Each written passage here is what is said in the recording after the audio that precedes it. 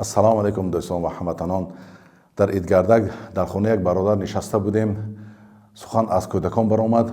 Як сухани ҷолибе гуфт ӯ бародар барои тарбияи кӯдакони наврас. Гуфт баъзе калонсолои мо хато тарбия медиҳанд кӯдакони наврасро.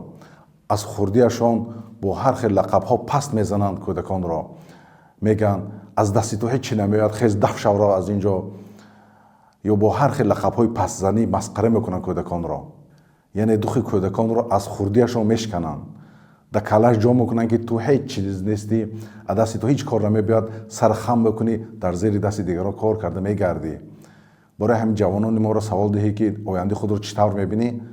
онҳо ҷавоб медиҳанд ки ягона роҳ кор дар муҳоҷират. як шуҷоати кӯдаконро мо аз хурдиашон мешканем. пас ин оқибати хуб надорад.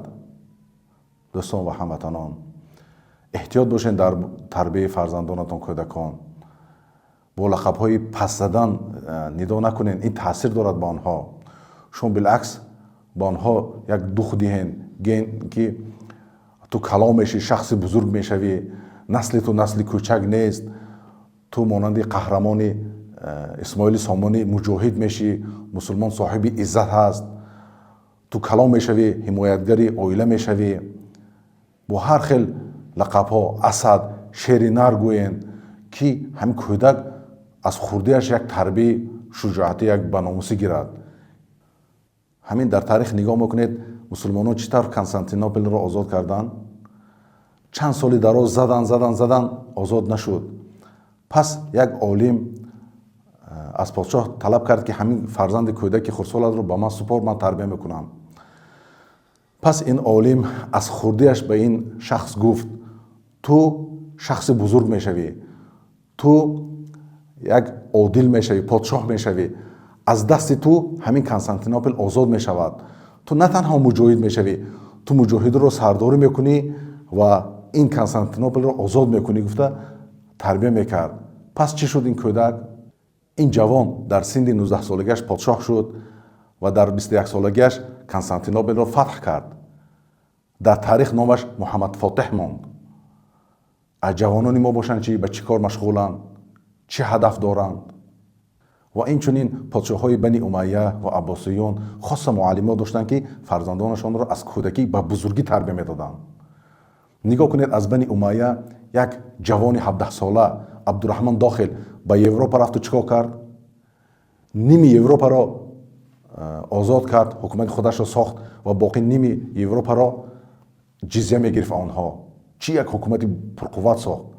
Андалусия як давлати пешрафта буд, як давлате сохт ки хеле тараққӣ ёфтанд, пеш рафтанд. алон ҳосили ин ҳукумате ки сохт, нигоҳ мекунем ҳосилашро мардуми ғарб гирифтану ба куҷо рафта расиданд. ҳама ин сабабаш кӣ буд? як ҷавоне ки буд ки аз хурдиаш дуруст тарбия гирифт. барои ҳамин дӯстон, беаҳамиятӣ накунед барои тарбияи кӯдакон. ин хеле таъсири калон дорад дар ояндаи кӯдакон. чизи муҳим дигаре ин ҳаст ки ҳамин одам ва амсоли ҳамин одамҳоро шумо тамошо накунед. инҳо шӯхӣ мекунанд, валекин як таъсире ба ҷавонон мерасонанд. инҳо як фикри ахлоқи пастигарӣ меомӯзонанд. шояд баъзе инҳо дар кӯдакиашон таги лағат шата хӯрда калон шуда бошанд. барои ҳамин нигоҳ мекунед ки 80-90% шӯхияшон як пастигарӣ, як унижение, як чизе меомӯзанд ки аллоҳи мустаъан. дӯстон ва ҳамватанон, аввалаш ин ки дар дини ислом шӯхиҳои дурӯғбофта ҳаром аст, мамнӯъ аст.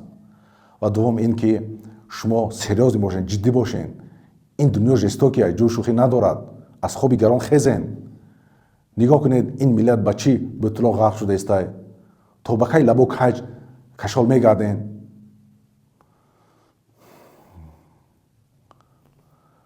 шуморо ба худованд месупорам. ба тарбияи фарзандонатон ҷиддӣ бошед, нигоҳ аҳамият диҳед, аз насли худ хабардор кунед. мусулмон соҳиби иззат мебошад. шуморо ба худованд месупорам. салому алайкум ва раҳматуллоҳи ва баракатуҳ.